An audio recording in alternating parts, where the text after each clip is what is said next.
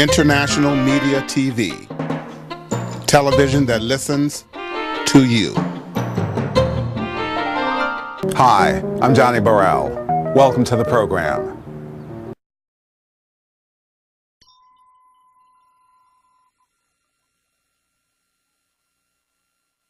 Is WYOMIA TYUS, you know.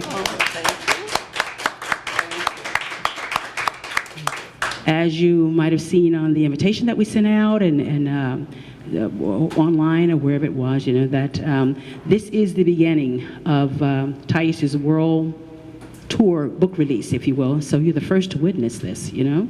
And so not only get a book for yourself, but get one for your friends and your friends' friends, that kind of thing. You know, we just want to make this happen. We want to make this an event that, like I said, a memorable event, you know. So, I'm going to ask Elizabeth, if you will, Elizabeth, to come forth and introduce Ms. TYUS, if you will. Maybe you should come on this side. I could do that. This is... Okay, so I'm sure that to many of you, WYOMIA TYUS doesn't need a lengthy introduction, but because so much misinformation is constantly being put out in the news about Wyoming, I just want to take a minute to set the record straight. So WYOMIA TYUS is the first person, not the first woman, not the first American, the first person ever to win a gold medal in the 100-meter sprints in 2 consecutive Olympics. Now, you may read a lot of other information about her, but that is the truth. That is accurate. And she not only won those 2 gold medals, she won a 3rd gold medal as well as a silver. So she is a 4-time Olympic medalist, which is also often misrepresented. WYOMIA and I wrote the book together, and I have to say that I am the luckiest person in the world because I was able to get to spend a lot of time with her and hear her thoughts and be inspired by her over a long basis.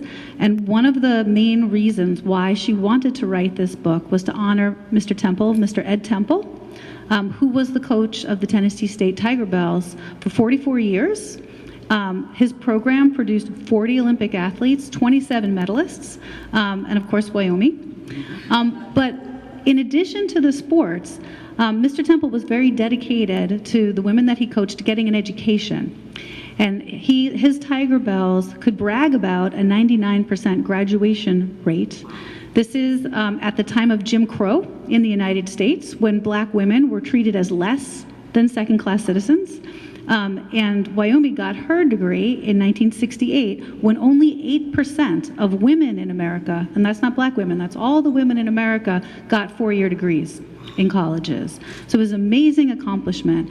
And that Mr. Temple could see the possibilities for black women and make them a reality for so many black women is really amazing. This is before Title IX, during Jim Crow, at a very bad time in American history as far as I'm concerned. And so the book is to honor him, but also to honor the other Tiger Bells, one of whom is here today, Edith McGuire,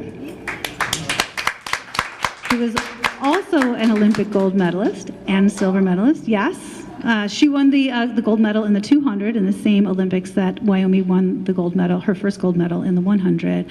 And the thing that really made me super inspired to write this book was learning about their friendship and the network of support and mutual care that the Tiger Bells formed with each other over the years that continued throughout their education, their time at the Olympics, and to this day. They are a very inspiring group of people, and I'm honored to introduce to you WYOMIA TYUS. Thank you. Thank you. Thank you. She's very shy. I am. I'm Dana King, and it's my absolute honor to sit with you on this book launch and to discuss part of what brought you to us today. But I first want to let everyone know that we need to wish this amazing woman a happy birthday. Oh. She celebrated her birthday. She came up here Wednesday to get with her core group of tight women, and I got to be the fly on the wall and witness their friendship, and it's deep, it's real, and it is solid. And that is also something that we should also aspire to. So thank you for showing the way in that regard as well. how to be a woman and how to be a friend. Oh, well, thank you. Yes. Thank you. All right, Miss Tiger Bell, let's get into it. Do I use your mic, or I do think we're use going to this share one? this one. We're going to share this one. So I'm going to give it to you right after I'm done, because my questions are not important. But when people think the Olympics, and they know how hard people work to get there, but maybe they don't know how long they work to get there. When did you first start running? When did you realize that you were smoking fast? Well, I can't say when I first started running. Maybe I had 3 older brothers, and with those 3 older brothers, I was always trying to keep up with them. I grew up on a dairy farm, and my father would say to my brothers, you know, none of this stuff about girls can't play with boys. So he made sure I had an opportunity to do whatever I liked to do, whatever I wanted to do, and he made sure our brothers were part of that. So I guess I started when I was like 5, 6, 7, and I always enjoyed sports, not only just running. I enjoyed basketball, I enjoyed softball. I always wanted to be the best player. You know, I always wanted to be the best, and that's what my father used to tell my brothers, you know, she's just as good as you. Let her play, let her be involved. And I am so thankful to this day that my family, my parents gave me that opportunity to really express myself and not try and hold me back and say this is for girls and this is for boys.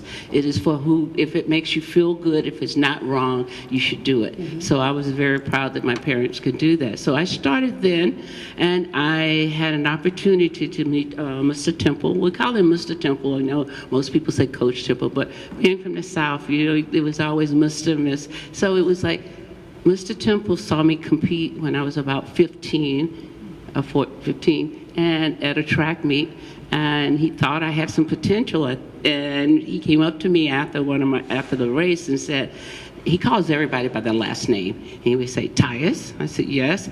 I'm Coach Temple from Tennessee State. I said, okay. I didn't know anything that was going on, and he was like, well, I have an opportunity for you. I trained junior high and high school girls, and if you want to come up for the summer and train with it. And it was like, well, I was not doing anything in Griffin, Georgia, I can tell you that. And that was what happened. And I said, okay, I could do that, I think. And I went up there the first summer, and that was it. And in that first summer is also when I met my best friend right there, Edith McGuire Duvall. We met that first summer, and we've been friends ever since. So since I was 15, and she's a little bit older, 16. Wow, calling out. So anyway, we met, but the whole experience, the idea of being able to go to Tennessee State, my father died when I was 15, so I knew I was not going to college. I didn't think I was going ever, even. And people would ask, what do you want to be when you grow up? And I would go, I think a teacher or a nurse. I mean, that was the only profession out there for black women when you think about it. But I didn't know how I was going to do that since my mom could not send me to college. So when I went there that first summer, I really disliked it, and I liked it. I disliked the hard practices because I was so used to not practicing and being able to win, you know, and being able to, you know, accomplish my goals. And then I get to Nashville and that summer, I can't tell you how many times I got beat, but it was okay. I wanted to go home. I could after about 2 weeks, and I called my mom and asked her. I told her, this is too hard. I've never done anything this hard. I'm not a whiner. Don't, just let me come home. And she said no, which was one of the best things in the world that she could have done. And she said no, and she said, you know what? You have to finish this summer. You don't ever have to go back, but you have to finish what you have started. And that was the best thing in the world that could have happened to me. And that's how my career basically started off. And from there, every summer until I graduated from high school, and I would go back up there and run for Coach Temple. And he gave me an opportunity to see. He saw something in me that I did not see in me. He saw the fact that I had an opportunity, that I could run, and not only that I would have an opportunity to get education. I cannot stress how much that is a such a big part of his life. He wanted every girl on his team not just to go and run and win gold medals or whatever. He wanted them to graduate from college, because everybody can't win a gold medal. And we all in life, I say, win gold medals. We may not get put on a victory stand and all those things, but in our life, we all have goals. We accomplish those goals, and those are your gold medals as far as I'm concerned. Mine just got played out in the world. In the big So I was just so happy that happened to me. But when you're in the moment, you don't think of that. It was more, okay, I got an education. That sounds good. And then and you get there, and when I got to meet the other Tiger Bells that were there, I was just in shock, because here were black women that were doing more than wanting to be a teacher or a nurse. Mm-hmm. You know, they wanted to be engineers, they wanted to be mathematicians, and it was a great education for me to see other women doing more than being a teacher or a nurse. Nothing wrong with those great professionals, believe me, but it was just all that I thought I had to do. I had to be a teacher, I had to be a nurse. But these women, these Tiger Bells, showed me that no, you could not. And not only that, the opportunity to travel all over the world free, because I could run pretty fast. And not only he, but all the Tiger Bells. And it was a different type of education. I always say you get two types. You got a college education, and you got an education about the world and the different people in the world, the different ethnicities, different cultures, which can make you grow more than anything else. Yes. I'm clearly not needed. Yes. I'm clearly not needed. What a great, I have so many questions just from that one statement. So I want to go back to this time in America when you were running. Your family clearly was enlightened and allowed you to be you and to pursue whatever made you happy. Society, not so much. And I have two questions here. So, Coach Temple, Mr. Temple, a man coaching these women back in the day, that was unusual, I would think. A little bit. And I want to know how the team was perceived when you went out in the world. Did people come and watch you compete? Well, let's start with Mr. Temple and being the male coach and all that. There are a lot of male coaches in track and field, so let's put it that way. And for him to be on a college campus, that was the main thing. And you think about what Elizabeth just said, 8% of women that were in college at the time I was in school. That is something, not just talking black women, we're talking all women that went to college. And Mr. Temple, who had this vision to make sure he could educate the girls at his school. Now, there were other schools. There was Tuskegee Institute, who also had a program before Mr. Temple's, and then it went, hey, we have a Tuskegee night here. So he was able to convince and show us there's so much out there for all of us to learn, and that he wanted the best for us. And it's, you hear so much nowadays about coaches and what they have done or they doing to young athletes and all that.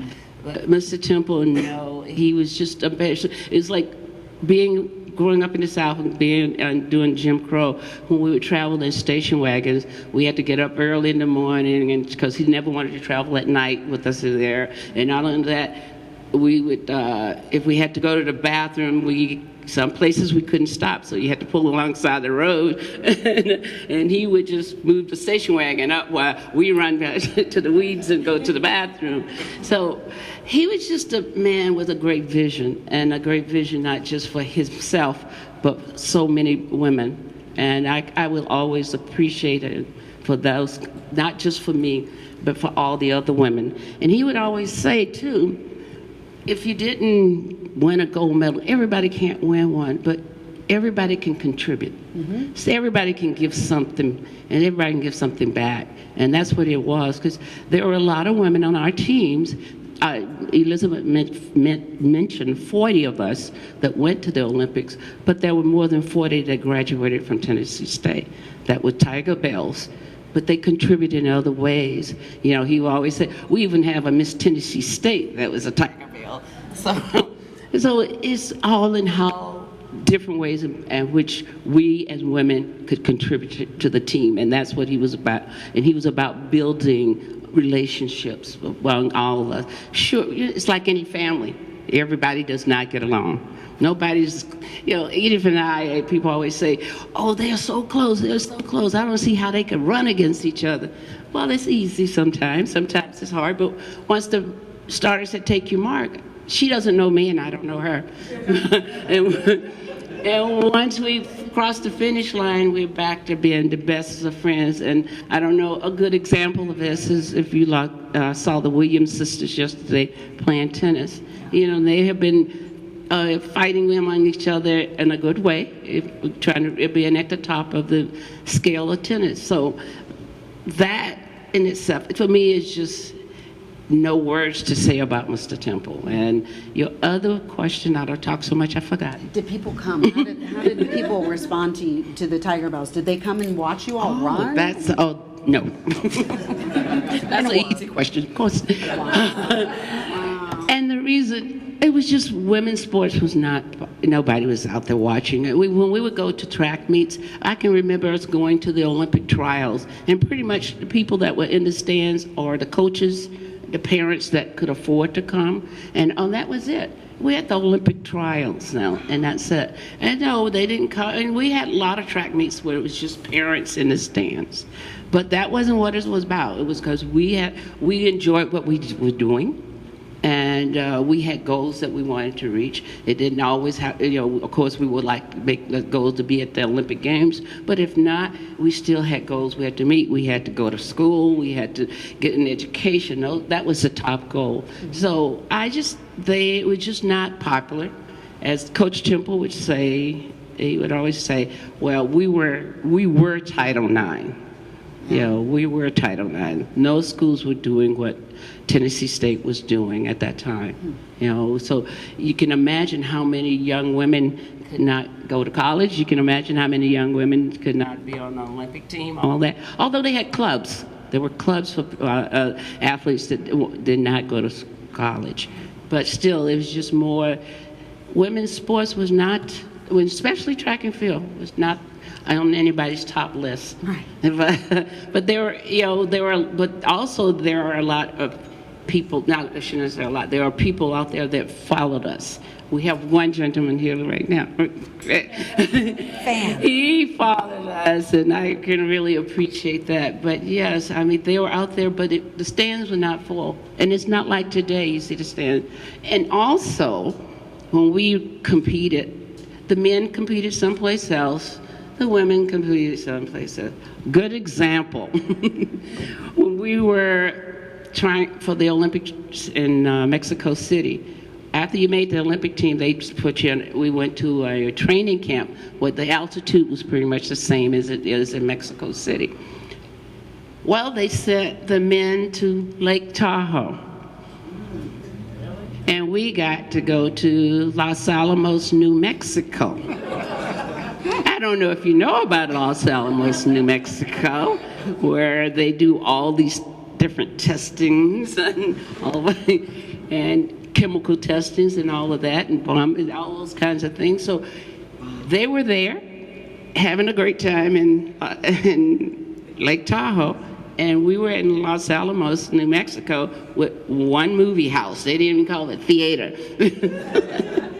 And we were there for a month, and we saw the same movie for a month. But so that's how the difference was, that and a lot has changed, right, and which is great. Right. I want to talk about the actual Olympics, but I want to ask, you know, when you were representing the United States in '64 and '68, it was a very difficult time in this country. We were losing our leaders through assassination. There were riots in the streets, bombings, people were being killed. You were standing up as a black woman in another country, representing a country that didn't hold you in high regard. Talk to me about that. Did that enter your mind? Well, I grew up in the South. I grew up in Griffin, Georgia, which is about 40 miles south of Atlanta. And I grew up in rural Griffin, Georgia, you know. And it was a Jim Crow era. And we knew what the climate was. My parents were very good at teaching us that everybody doesn't like you, and those people you shouldn't be around. And that's how we were taught pretty much, that you shouldn't be around. Those are going to be the people. Now, I grew up on a dairy farm. We did not own the dairy farm. My dad worked the farm, and where I grew up, we were the only black family. So I grew up with white kids. I grew up playing with white kids. I should make this clear. I grew up playing with white boys because we were not allowed to play with girls. So I grew up doing that. So all of that, I had that understanding of where I was, how people felt about me very, very young. And my parents made it so we had a safe haven. They made it that we were safe. They taught us certain ways of handling things and doing those things, but also educating us and for us to know what's going on and knowing when you're not wanted, where you should not be, and what do you want to do about it? It's going to be up to you. And we have great people that have, like Dr. Martin Luther King has done great as far as what we are as black people, and done things to make a lot of things change. Now, I am not the type of person that can protest and sit and do what they did in the 60s and be, the dog's been sucked on there and be spit on sitting at the counter. I can't do that. I was taught, if somebody hits you, you better fight back. But also I was taught another way too. There are other ways in fighting back. You don't always have to, I may not be the one being out there doing that, but I may be the one to be able to say, if I have the mic or I have the spotlight, this is wrong, these are the things we need to look at, these are the things that need to change in order to make this a better world. That's right. Yeah, so that's how I look at it. And I think we all can kind of relate to that. We all have grown up in somewhat of that, and especially in this day and time. So we need to, everybody can't be out there, everybody's not going to be the leader, but we all can contribute. We better go back to what Coach Temple has always said. We all have something we can contribute. And we may not think it's a big thing, but it will. And as long as you're being a part, and we're better and bigger, and we can get a lot more done in numbers. We can't do it just by one. More people involved, more people that get involved, the easier it can get.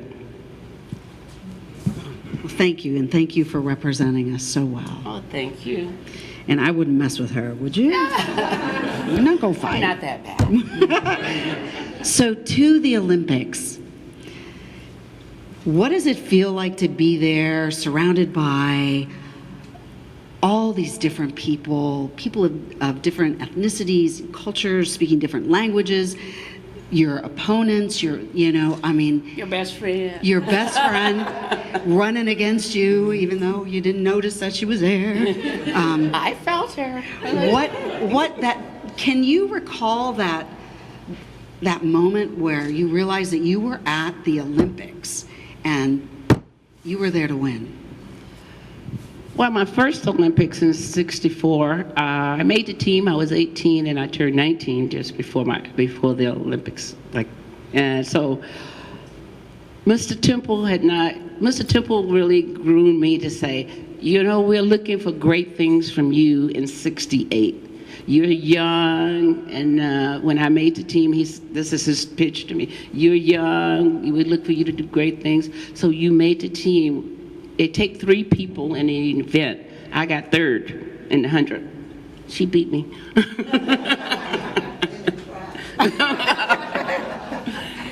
But so he said, we're grooming you for '68, and you should be happy that you're on the Olympic team. Some people try all their lives and never get an opportunity to go be on an Olympic team. And I said, okay, thank you, Mr. Temple. And that's how I went into the Olympics in '64. I was just happy to be there. I was like a little kid in a candy store, and I'm absorbing and looking and wide-eyed and all of that. And we go to Tokyo, and we're there for a month, about 3 weeks to a month, and we're training every day, and I'm eating too much, Mr. Temple says. But I didn't think so, but he said that. But anyway, we were training every day, and I felt myself getting stronger and stronger, but it didn't mean, I kept saying, well, I'm just here to have fun. I got 4 more years. I got 68. And then it came down to our race for the 100 meters. So in the first trials, you have to go trial by trial, and then the final 8, that's who runs for the medals. So the first heat, I won my heat. And then the second heat, I won my heat. And he says to me, well, Tyus, you're looking good. I said, well, thank you, Mr. Temple. And we went, got to the finals. And let me say this, Mr. Temple was the coach for the team, for the Olympic team, for the women. So, and it was unprecedented because he was the coach for the 1960 team in Rome. And usually they do not let you go back to back as far as the coaching in 4 years and 4 years later. But Edie made Mr. Temple take the job. She says, well, we are on the team, Mr. Temple. Whatever, she can tell you better than I can. But anyway, he did take the job, so it was like, so he's just so proud that, I'm on the team. And when it came down to the 100, he says, well, Tyus, you look very good. You won all your heats, and you keep that up, you might win a medal. Wow. And I smiled and I said, thank you, Mr. Temple. And he said, all right, go out there, go, this is what he would go get him. I said, all right, Mr. Temple. So as I was running around, warming up, I'm thinking in my head, I said I could win more than just a medal. I could win the gold medal. Then I went, oh no, I can't think like that. I got 4 years later, 4 years, 68. But anyway, it came down to the 100, and I started running 100. The gun went off, and I was just running, and I didn't pay any attention till about 80 meters down, and I'm going, where is Edith?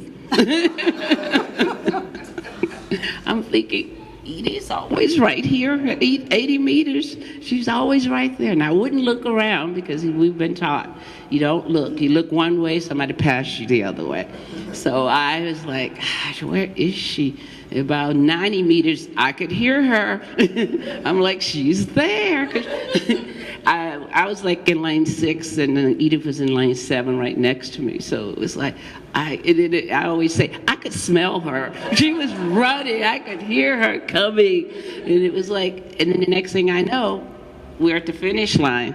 And I truly did not realize that I won it. He said, Tyus, you did it. I said, I did? So that's how my first Olympics was. I wasn't thinking that I could win. I was just out there having fun like you're supposed to do. And when you put all that pressure on you, I think sometimes athletes get too caught up in, I'm here, I got to make this statements and all of that. But I just went in, and that, I had an advantage, I think, just being carefree. And then 4 years later to Mexico City, they were saying, oh, you're the old lady, you shouldn't be running, you need to retire. I was all of 23. And they thought, oh, that was just a bad, the press was always that she's old, she needs to retire. And I was thinking, I don't feel old, but but athletes just didn't compete that long. Now they compete up until they're 40 or better.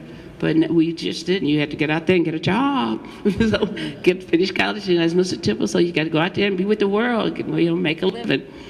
And when I went to Mexico City, that's when I went under the pressure, not so much the pressure, the thought of people saying I shouldn't be there. So I turned that around and said, well, if I shouldn't be here, then they should be afraid of me, because I am here. And I'm here to represent, so to speak. And so went into the 100 meters feeling that nobody that was on the track with me and that 100 meters going to win. I could win it. I wasn't being cocky or anything. I never went up and said that to anybody. I didn't say anything like, who's getting second? I didn't say it. I thought it. But Picked him out.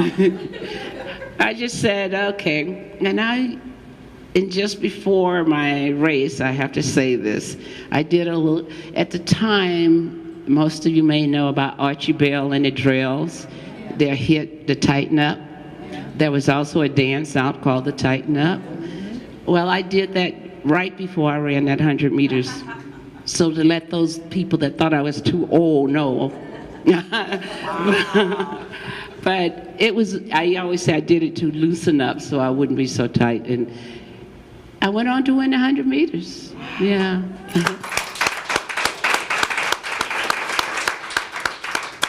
But, it's just, when you're in the moment, as I say, you're just happy that you could do your best. And I said that was my thing. I did my best. I did what I could do, and my best on that day was that I won the gold medal. I always say, too, that it could be another day. It had been somebody else's medal. That's right. Yes. Wow. Well, we're at 25 minutes, so we want all of you to ask questions if you'd like. But I have one more question about that gold medal. Okay. I know you didn't bring it because you did ask already. Is it gold? Some parts of it. It's not like people think. They think it's a real gold medal. But you think about the Olympics and how many medals they have to give out. And also you have to think about the country in which they're having the Olympics.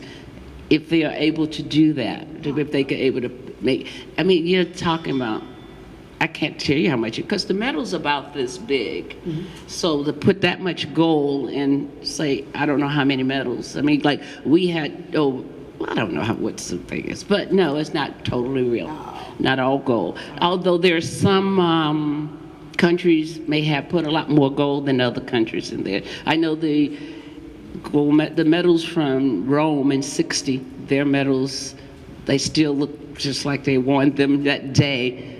Some of mine, I won't say which country, has changed colors. But I'm still proud of it. It was not so much, it's not how much gold that was in it. It was how much was in my heart and how hard it took for us to work to get there. And that's what you appreciate, the hard work and all of that. And it's not so much the gold.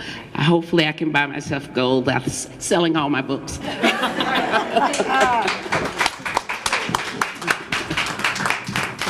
You're welcome. So if anyone has any questions, you know you do. I have a question over here. Is this? Yeah. So,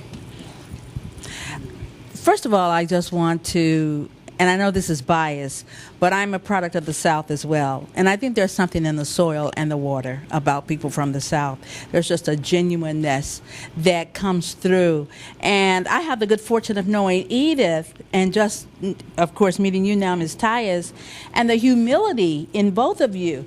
It's astounding because when you meet great people in the world, all of them are not always as humble. So I would like for you to just talk about that humility that you've maintained over the course of your life.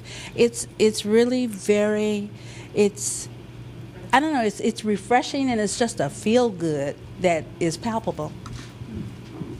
Thank you very much. I really appreciate that. I don't know. It's just, it's just how I was raised. It's what my family had taught me. You be nice to people, people be nice to you. That if you don't want, if someone's not nice to you, don't associate with them. And just the mere fact that I think a lot of it too may have to do with the fact that I was in college, you never wanted to do anything or cause any problems because you never wanted to lose that scholarship. Because you never wanted to get sent home by Mr. Temple. One of his favorite things, if you did some things that was not up to par, what he thought was wrong or that didn't go, he would say, okay, I'm going to send you home with a comic book and an apple. And you wonder, why comic book and apple? Well, you have something to eat, and you will have something to read while you're on your way home. So, and it's kind of things like that Mr. Temple would say, and my parents and my grandparents would say, that made you humble, pretty much, made you understand. This is not a given. You got to work for what you do, and you got to respect people, respect you, but most of all, respect yourself. So that's all I can. That's what I come from with that. Growing, sorry. You mentioned as you were growing up that it was all right to play with boys, but not with girls. And I was wondering what was the rationale of that, and was that some disparagement of your femininity, or just what was the rationale? Okay, I said it was okay to play with the white boys, not with the white girls, because they would not allow you. They didn't think the white girls should not play with Negroes, as they would say, or whatever else they said underneath the. But we were not. Well, I didn't want to play with them anyway because they were playing with dolls. And they rode their horses and all of those things. So the white girls just were never allowed to play with black children, especially black boys. But as far as playing with black girls, oh yeah, I did. Played with them, ran with them, and all of that. So that was, I don't know their rationales for that. You have to talk with them.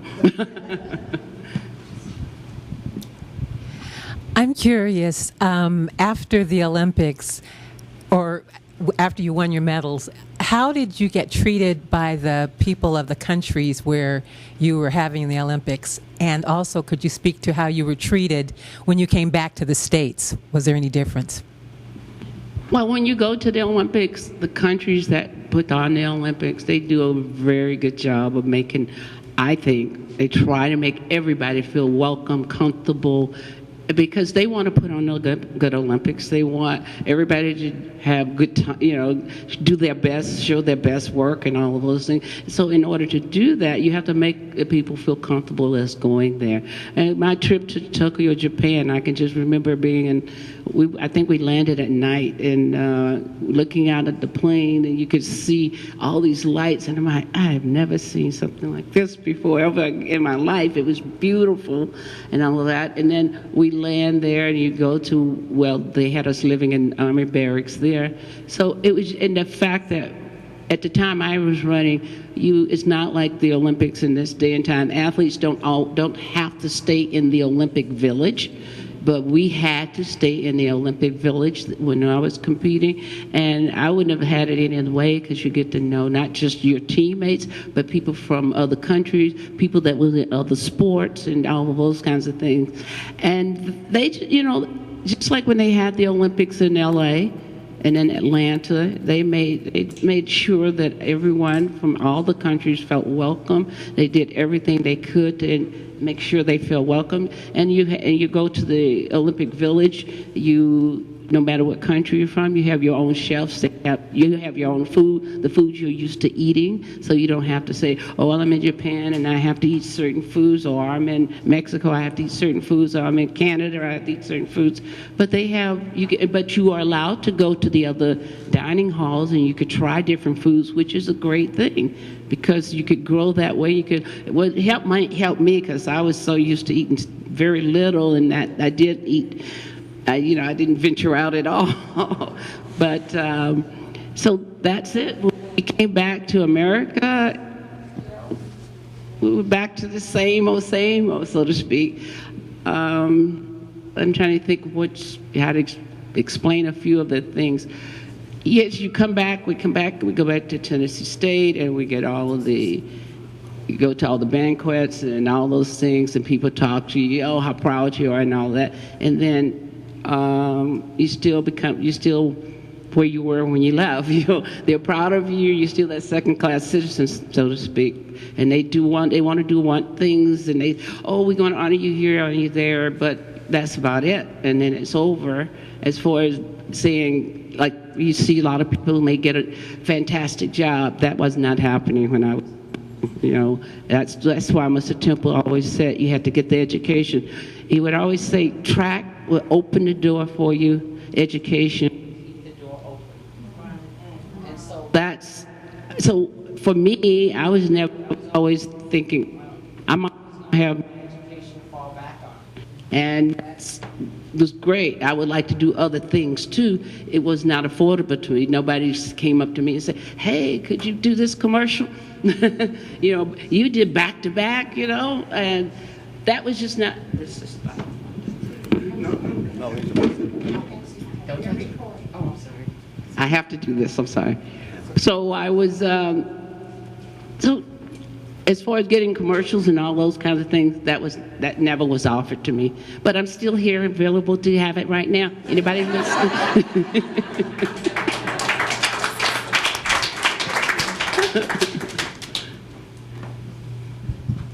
In '68, after Tommy Smith and John Carlos, what were the dynamics on the track team? There were a lot of dynamics on the track team. Well, you had to, being there, being able to see it, and it was, I had really close range because I had ran the 100 and I was done with that, but I only had the relay left. But I was in the stands on that day that they did the victory stand. Now, we did not know anything about it. Before the Olympics started, they were talking about not going, the black athletes not going, boycotting the Olympics. And then it got to be not just black boycotting the Olympics. It started to be the Human Rights Project. I don't know if you heard about that. And it was not, and when we're talking about human rights, it's not just for America, human rights throughout the world, because there was a whole lot of unrest going on throughout the world. It was just not here in the USA where people were being mistreated, but you had South Africa, you had Mexico City, and especially Mexico City, where we had killed so many students and all down there. So, when Tommy and Carlos decided there had been meetings prior about what could we do to show, to protest and all that, and we could never come to one solid thing, this is what all the athletes are going to do. So it was left up to, if whatever you would like to do, that's what you would do. And then when Tommy and Carlos went on that victory stand and raised their fist and all that, well, that kind of made the statement for everybody. So it was very little, I felt, very little for us other athletes to do anything. You could do things, like for me, I wore black shorts from wearing it being on the relay in honor of them. I dedicated my medal from the relay to them and to the protest. And so other athletes did things too. I don't think they got pressed for it, like the men's 4x100, men's 1,500 meters, all that. They went on stands with berets and all of that. Ralph Boston went on the stand with no shoes and all those things. And those things were not ever said. And even with our relay team the women relay team dedicated their medals to Tommy and Carlos. And when we went into the press, because they take care of it afterwards and they talk, and they asked, how do you feel about it? And we told them that we dedicated our medals, but it was never printed. I don't think anybody here knows that we did that. And I don't know how many people here know that so many athletes did things, you know, like wearing black socks, berets, black shorts, all those things, you know, and honoring them and saying, hey, we're on your side. This is what we all believe.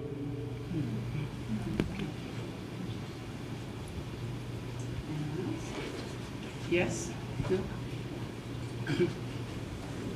She was trying not to go that way.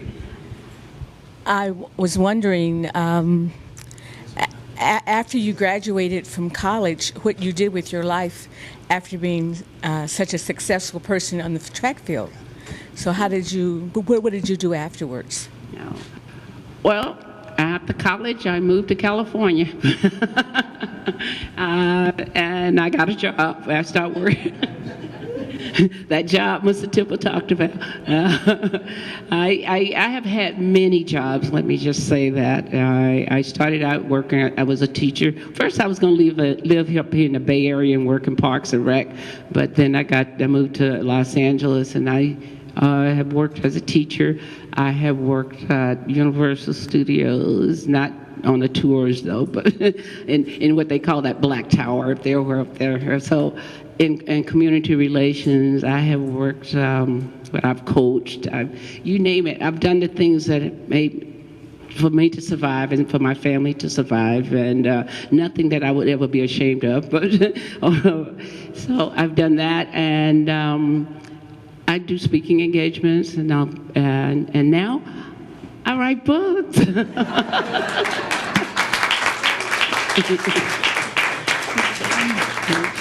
So I think, different athletes can do different things, but sometimes you look and see, it depends on your sport, I think, a lot. And in this day and time, you can have a lot more athletes of color that are in commercials, that are getting the endorsements, or getting working for a big company like that. But at the time I was there, that was not possible. Well, it was possible. They just didn't think it was.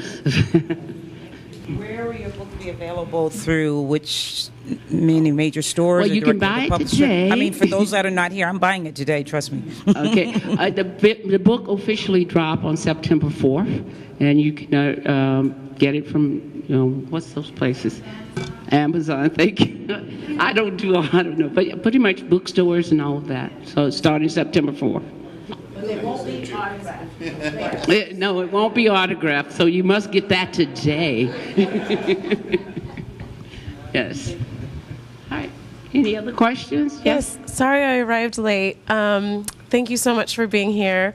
I just wanted to know if you had spoke a little bit about the activism that Colin Kaepernick is doing with his protesting, and how it sort of relates to your time and your generation, and what you would say to, I guess, the new generation of activists.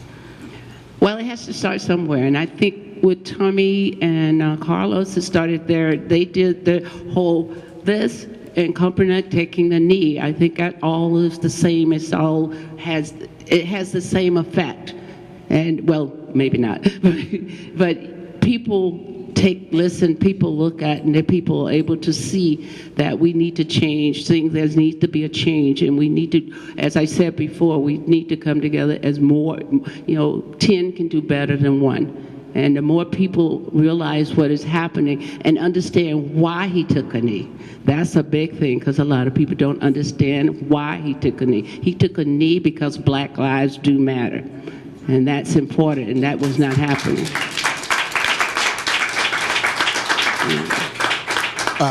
A question. What are your thoughts about sometimes what might seem like over-celebrating with athletes on the field in sports? Okay. In any way, does it seem to disrespect their teammates? Sometimes, you win, you catch a ball, you make a jump, and sometimes the celebration seems to be over the top. What are your thoughts about that in terms of respecting your teammates or the games? I don't think you disrespect your teammates when you celebrate. I think, we all like to celebrate wins and different things. I think that sometimes it gets out of hand. It's a little bit more than some people like, and it offends them. But you have that in every sport. And I think that some sport, they look at football, I'm sure most of the time that's what people look at, and they were saying, oh, they're just over celebrating, that's just wrong. And I always say, well, they do it in all the sports, and why have they chose football? And is it because it's the athletes that are doing it, athletes of color? Or is it, what is the reason? We all celebrate, and it used to be like, I can think about when I was running, we just say, oh, great job, and all those kinds of things. And then it got to be people, well, yeah, for that girl. And people in stands are doing the same thing. So should we condemn them for that? There are people in the stands that yell louder for their athlete that they want to win, and all of that. I just think that the celebration, I think we just need to get past the celebration and look at what the athlete has done on the field. And if it's a beautiful catch or it's a beautiful play and they're celebrating, that's their thing. That's what they do. Now, whether you want, I know the coaches would probably say they need to pull back on it, and other people that are not coaches would say you need to pull back on it. I just think it's up to the individual. I was never a big celebrator, but I think if I could win now, I would do it.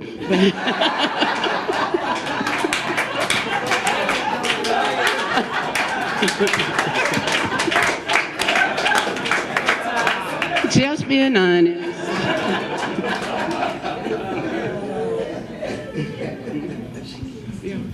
Thank you so much. Oh, you have a question? Okay. This would be... I actually have two questions.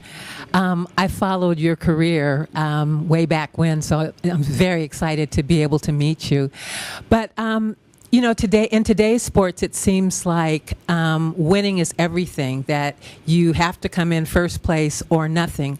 And so I was curious whether or not that was the same thing back when you were running, in the Olympics back, those two Olympics, whether or not it was felt that, you had to come in gold or nothing, because that's the way it feels now. And my second question is, would you do anything differently about your Olympic experience? Well, first, the second question, no, I would not. I mean, my experience in both the Olympic Games was ideal as far as where I was at the time. And even if I could go back, I'd do that celebration, though. But I would... I wouldn't change anything, because those things that happened to me in the Olympics and how I went about it and all those kinds of things made me the person that I am today, and made me really appreciate who I am and what I've done and what I've given back to my community, what I've given back to my family, and just the fact that I just feel that I have opportunity to make my family feel proud of me. So I would not change anything. Then your other question was whether or not you feel back then was winning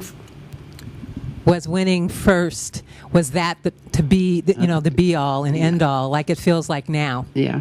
Well, yes.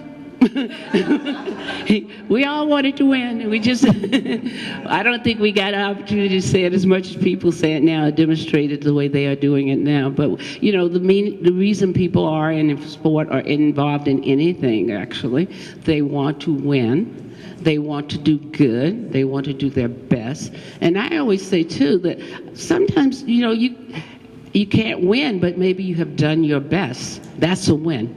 Because there are times that I've been in races and I didn't win, but one thing I was concentrating on, one thing a part of my race, like I have a bad start, and I was like, gosh, I got out. I was like 2 steps behind the leader, but they still beat me, but I got out. Usually I'm 3 or 4 steps behind. So those are the kinds of, you have to, it's like life, sports is like that. You just have to, there are things that that makes you happy. You have to do those things that make you happy. There are things that other people do. You can't get upset because that's the way they celebrate it. That's how they are about that. But, everybody wants to. You want to be the best. Even if you're not running, if you're working in an office, you want to be the best. If you're the president of your company, what do you want? Your company to be the best. And you're going to promote your company, you're going to work hard at your company. And Thelma is a good example of that.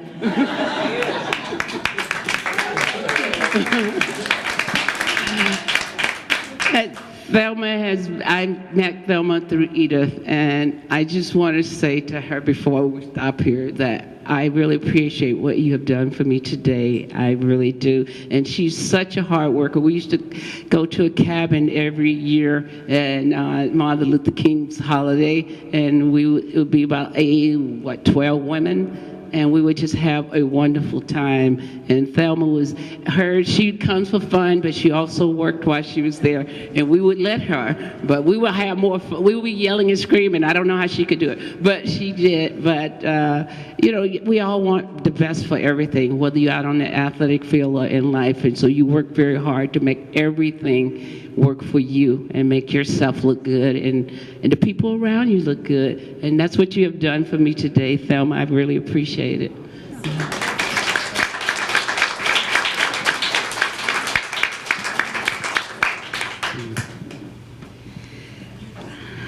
The Tiger Bell Story.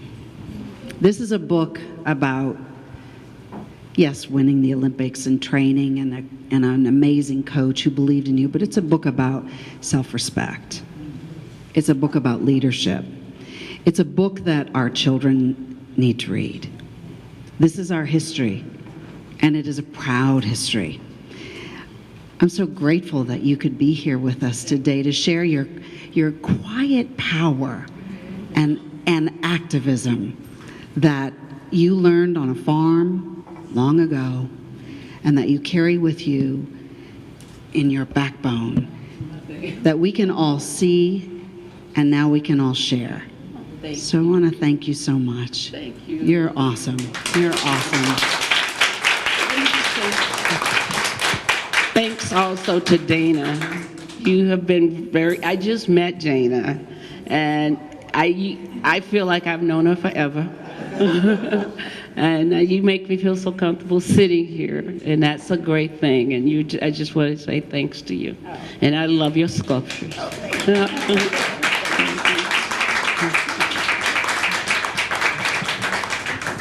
And now I want to say thank you to both of you. Did I say I was honored initially? Did I say that? Now you guys honored to be a part of this as well? Please, please.